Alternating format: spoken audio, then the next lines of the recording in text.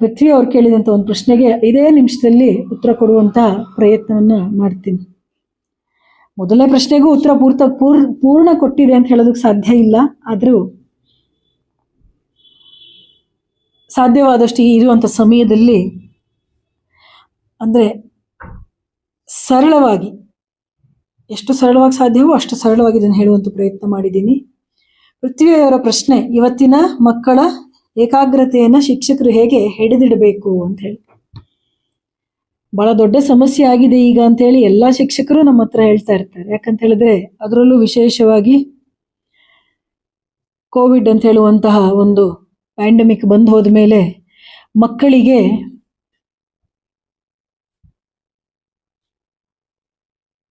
ಒಂದು 2 academic years ಏನಾಯಿತು, ಸರಿಯಾದ ರೀತಿಯಲ್ಲಿ ಶಿಕ್ಷಣ ನಡೀಲಿಲ್ಲ, ಫೋನ್ಗಳ ಜೊತೆ ಸಿಕ್ತು.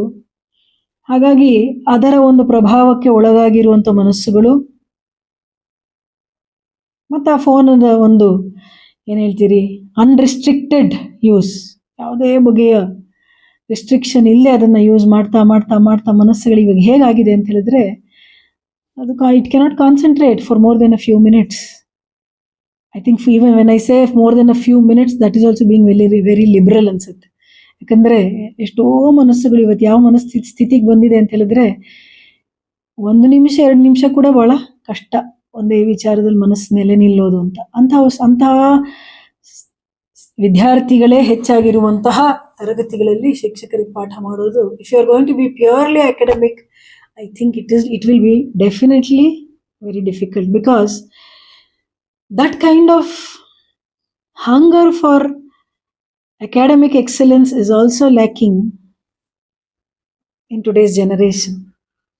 ಯಾಕಂದರೆ ಇವತ್ತು ಕಾಲೇಜ್ಗಳಿಗೆ ಬಂದು ಅಧ್ಯಯನ ಮಾಡುವಂಥ ಈಗ ಗ್ರ್ಯಾಜುಯೇಷನ್ ಪೋಸ್ಟ್ ಗ್ರ್ಯಾಜುಯೇಷನ್ ಲೆವೆಲ್ ಅಂದರೆ ನಮ್ಮ ಜ್ಞಾನವನ್ನು ಮತ್ತಷ್ಟು ಹೆಚ್ಚಿಸ್ಕೊಳ್ಬೇಕನ್ನೋ ಹಂಬಲ ಇರಬೇಕು.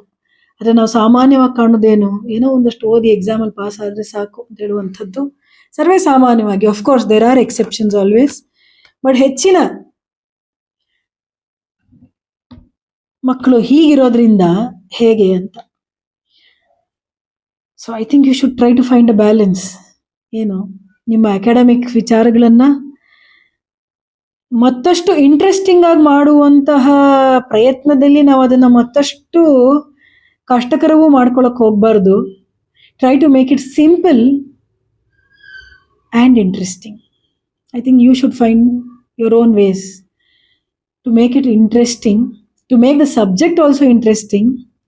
ಅಥವಾ ಸಬ್ಜೆಕ್ಟ್ ಪಾಠ ಮಾಡುವ ಮಧ್ಯದಲ್ಲಿ ಬೇರೆ ಏನಾದರೂ ಒಂದಷ್ಟು ಇಂಟ್ರೆಸ್ಟಿಂಗ್ ಆಗಿ ಸ್ವಾರಸ್ಯವಾದಂತಹ ಬೋಧಕವಾದಂಥ ವಿಚಾರಗಳನ್ನು ಸೇರಿಸುವಂತಹ ಪ್ರಯತ್ನ.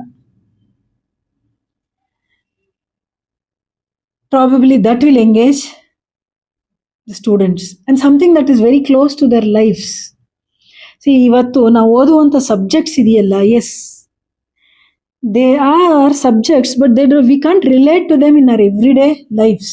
ಅದೇನೋ ಒಂದಷ್ಟು ಎಕ್ಸಾಮ್ ಪಾಸ್ ಆಗಿ probably some skills which will just let them earn, but when it comes to their lives, something that touches their lives every day, so that is missing in the academics, isn't it? So it gets boring. So probably if teachers or lecturers are able to communicate some things that will have a message for them, that will touch their everyday lives, that is, that will be relevant to their everyday lives, I think they would get some interest. And once they find that somebody is caring for them, not just caring for them about their academics, but about their lives as a whole, then I think they will develop a lot of faith and love for such a teacher.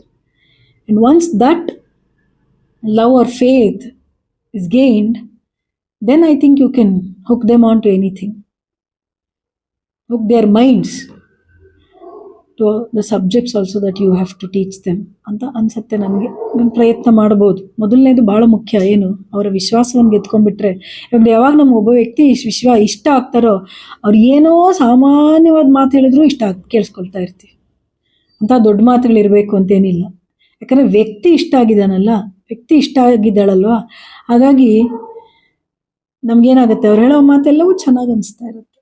ಹಾಗೆ so ಮೊದಲನೇದಾಗಿ ನೀವು ಹೇಳುವ ವಿಚಾರಗಳಲ್ಲಿ try to make it interesting, ಅಥವಾ bring in some interesting subjects which do not come within the purview of your academics.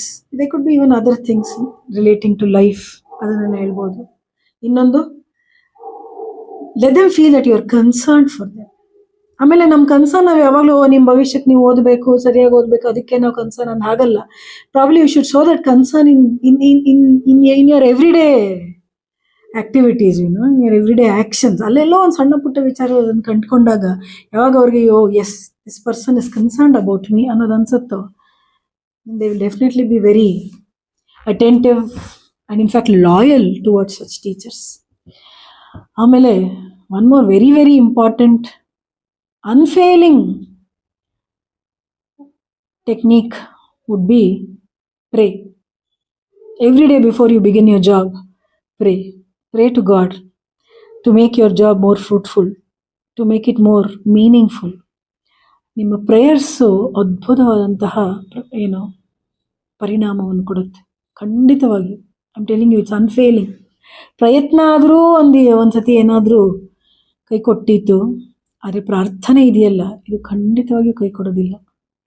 ಯಾವುದು ಹೃತ್ಪೂರ್ವಕವಾದ ಮನಸ್ಸಿನಿಂದ ಏಕಾಗ್ರತೆಯಿಂದ ನಾವು ಪರಮಾತ್ಮನಲ್ಲಿ ಸಲ್ಲಿಸುವಂಥ ಪ್ರಾರ್ಥನೆ ಫಲ ಕೊಡಲೇಬೇಕು, ಕೊಟ್ಟೇ ಕೊಡುತ್ತೆ. ಸೊ ಈ ಪ್ರಾರ್ಥನೆಯ ಒಂದು ಇದೆಯೋ, ಈ ಒಂದು ಉಪಾಯ ಎಲ್ಲರೂ ಉಪಯೋಗಿಸ್ಬೋದು. ಸ್ಟೂಡೆಂಟ್ಸು ಅವ್ರಿಗೆ ಬೇಕಾದ ರೀತಿಯಲ್ಲಿ ಉಪಯೋಗಿಸ್ಬೇಕು. ನಾವಿನ್ನೂ ಚೆನ್ನಾಗಿ ಓದಬೇಕು, ನಮಗಿನ್ನೂ ಹೆಚ್ಚು ಏಕಾಗ್ರತೆ ಬೇಕು, ನಮ್ಮ ಮನಸ್ಸು ನಮ್ಮ ಮಾತು ಕೇಳುವಂತೆ ಆಗಬೇಕು, ಅನಗತ್ಯವಾದ ಕಡೆಗೆ ಅದು ಹರಿದು ಹೋಗ್ತಾ ಇದೆ, ಹೋಗದಂತೆ ಇರಬೇಕು. ಹೇ ಭಗವಂತ, ನೀನು ಸಹಾಯ ಮಾಡು. ಹೇ ಭಗವಂತ, ನನಗೆ ಆ ಶಕ್ತಿಯನ್ನು ಕೊಡು.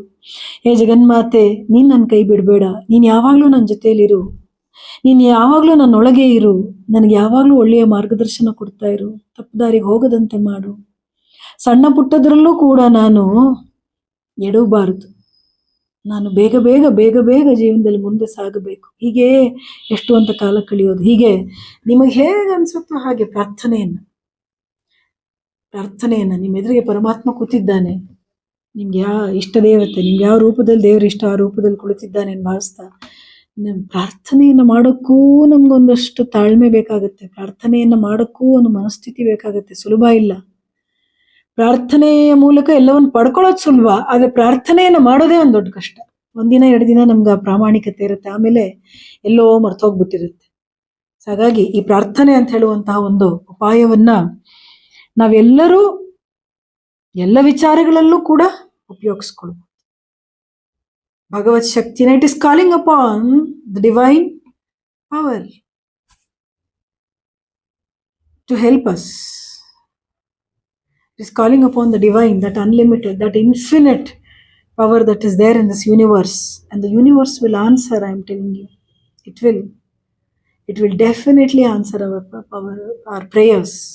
What we need to do is to pray intensely, to pray sincerely, to pray unselfishly, to pray for noble reasons, for greater reasons. Then prayers will always be answered.